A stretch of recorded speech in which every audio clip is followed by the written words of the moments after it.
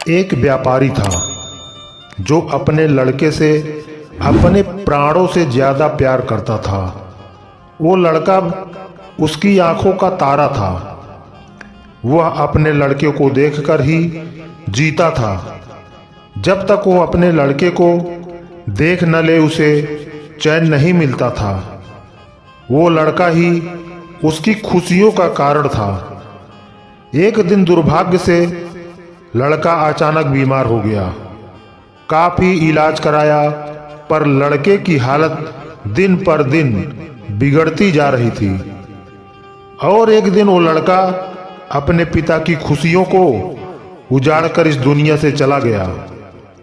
वो व्यापारी इस सदमे को सह न सका और पागल सा हो गया। एक दिन वो घूमते हुए श्रावस्ती नामक स्थान पर पहुंचा।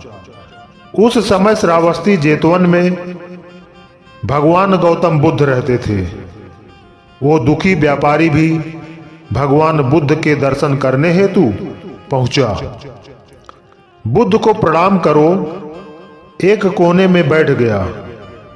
गौतम बुद्ध ने उसकी ओर देखा और बोले, तेरी इंद्रियां कुछ चंचल मालूम पड़ती है, तू बहुत दुखी है। वह व्यक्ति बोला, महाराज, मेरा प्यारा इकलौता बेटा मेरे सुख का कारण मेरी इस सुख की दुनिया को उजाड़कर इस दुनिया से चला गया। उसके दुख में मैं अपनी सुध बुध खो बैठा हूं और यहां वहां घूमता रहता हूं। भगवान बुद्ध ने कहा, इस संसार में दुख, शोक और सभी प्रकार की विपत्तियां आपकी अपनी प्यारी वस्तुओं द्वारा पैदा होती हैं।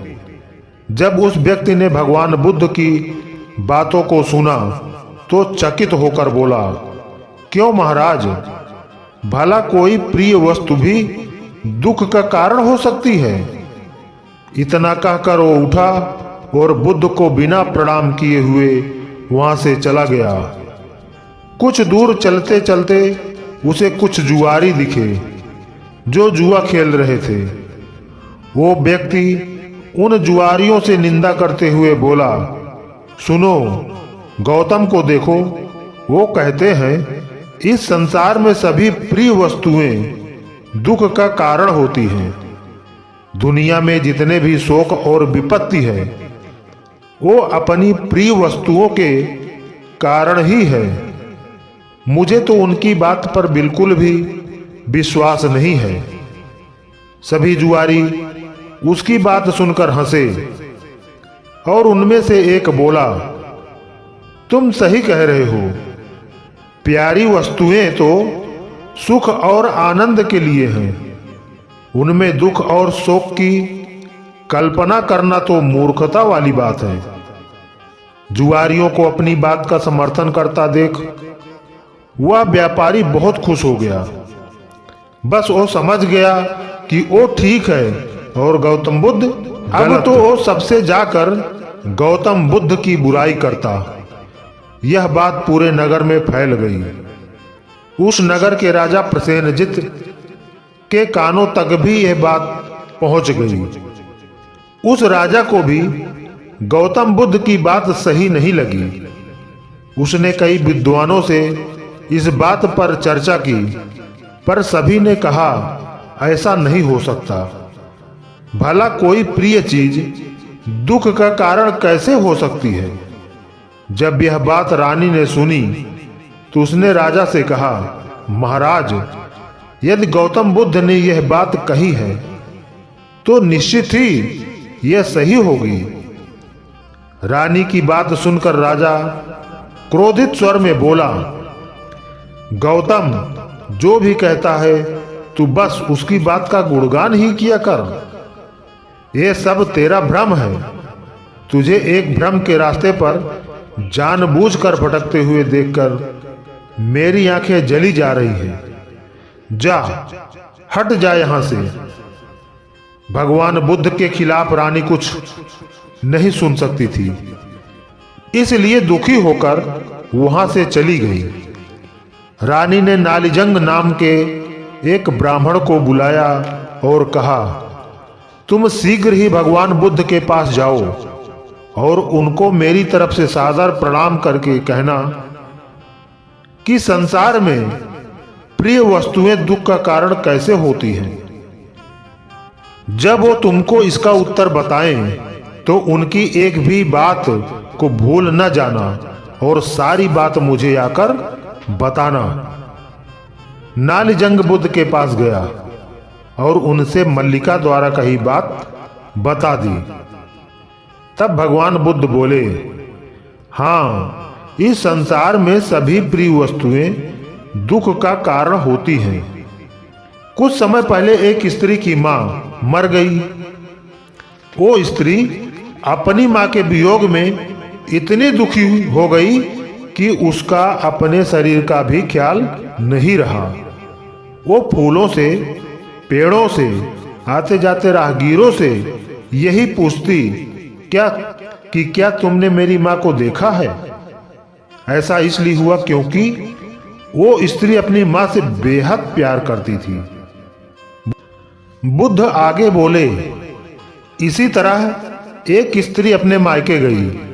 उसके भाई उसकी शादी किसी दूसरे से कराना चाहते थे और उस स्त्री को मजबूर कर रहे थे, पर वो स्त्री अपने पति से बहुत प्यार करती थी और उसका पति भी। पर उस स्त्री के भाइयों को यह विवाह अनुचित लगता था। एक दिन वो स्त्री किसी तरह अपने पति के पास पहुंच गई। उसके पति ने कहा कि हम इस दुनिया में नहीं मिल पा रहे, लेकिन स्वर्ग में तो जरूर मिलेंगे। कहकर अपनी पत्नी को मार दिया और खुद भी आत्महत्या कर ली।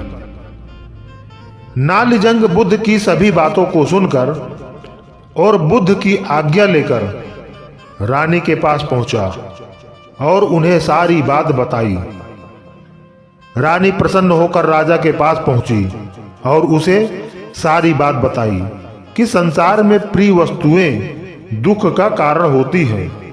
रानी की बात सुनकर राजा सन्न होकर उसे देखने लगे। रानी आगे बोली, महाराज, आपकी प्रिय पुत्री वज्री आपको प्यारी लगती है ना। राजा बोला, हाँ मल्लिके, वो तो मेरी आंखों का तारा है। तब रानी ने कहा, यदि वज्री के जीवन पर किसी विपत्ति का आक्रमण हो तो क्या आप दुखी नहीं होंगे।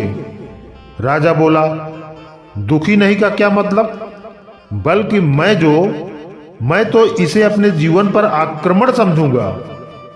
इसी तरह रानी ने राजा को प्रिय लगने वाले मंत्री, सेनापति, राजगुरु आदि के संबंध में भी पूछा। इस पर राजा ने वही उत्तर दिया कि उनके जीवन पर यह विपत्ति आई तो उन्हें दुख ही नहीं होगा, बल्कि उन्हें अपने जीवन का भी अंत मालूम होगा। रानी मुस्कुराते हुए बोली, महाराज, अब तो आपको गौतम बुद्ध की बात समझ में आ गई होगी। राजा चौकन्ना होकर सोचने लगा और बोला, गौतम बुद्ध हमेशा सही उपदेश देते हैं। मेरी आंखें खुल चुकी हैं। उसके बाद राजा भी भगवान बुद्ध का वंदन करने लगा। तो दोस्तों, आज की हमारी ये कहानी आपको अच्छी लगे तो लाइक करें, शेयर करें और इसी तरह की कहानी सुनने के लिए चैनल को सब्सक्राइब कर लें। धन्यवाद।